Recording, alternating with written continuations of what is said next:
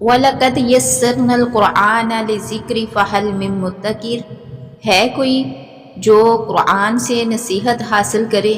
ہم نے قرآن کو سیکھنے والوں کے لیے آسان کر دیا ہے، نصیحت حاصل کرنے والوں کے لیے آسان کر دیا ہے۔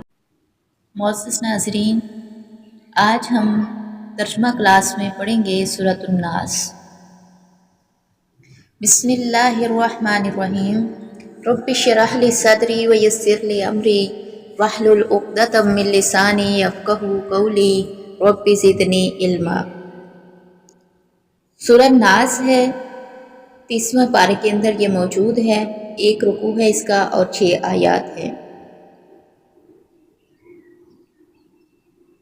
قل کہہ دیجئے، اعوذ میں پناہ مانگتا ہوں یا میں پناہ لیتا ہوں، برب الناس تمام لوگوں کے رب کی۔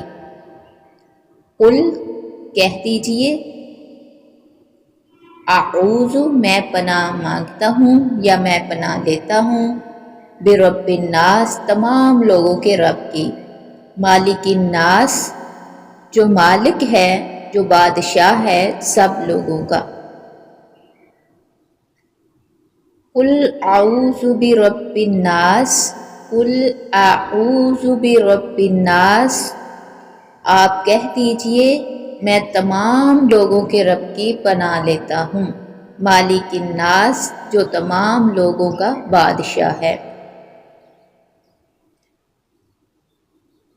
الہ الناس تمام لوگوں کا معبود ہے، الہ کا معنی معبود، ناس سے لوگوں کا، جو تمام لوگوں کا معبود ہے۔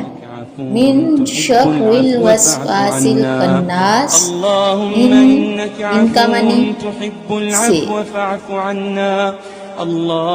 من شر الوسواس الخناس بار بار وسوسے ڈالنے والے، دبک جانے والے کی شر سے، یعنی پیچھے ہٹ ہٹ کے جو حملہ کرتے ہیں اس کی شر سے۔ خناس کا مطلب ہے پیچھے ہٹ ہٹ کے دوبارہ حملہ کرنے والا یا چھپ چھپ کے حملہ کرنے والا۔ الذی وہ جو یوسوس وسوسہ ڈالتا ہے، فی صدور کے دلوں میں، الذی وہ جو یوسوس وسوسے ڈالتا ہے، فی صدور الناس لوگوں کے دلوں میں، من الجنۃ والناس جنوں اور انسانوں میں سے، من الجنۃ من کا معنی سے، جنتی جنوں، والناس اور لوگوں میں سے۔ یہ تھا ہمارا لفظی ترجمہ، تو امید ہے کہ آپ کو سمجھ آ گئی ہوگی۔ امید کرتی ہوں کہ آپ اچھی طرح سے پڑھیں گے اور سمجھیں گے۔ یہ ان سادہ لوگوں کے لیے یہ ترجمہ ہے کہ جو بالکل ہی مطلب معنی جانتے ہی نہیں، ان کے لیے لفظی ترجمہ ہے۔ اگلی ویڈیو میں انشاءاللہ پھر سورۃ فلق پڑھیں گے۔ آج کے لیے اتنا ہی، اللہ حافظ۔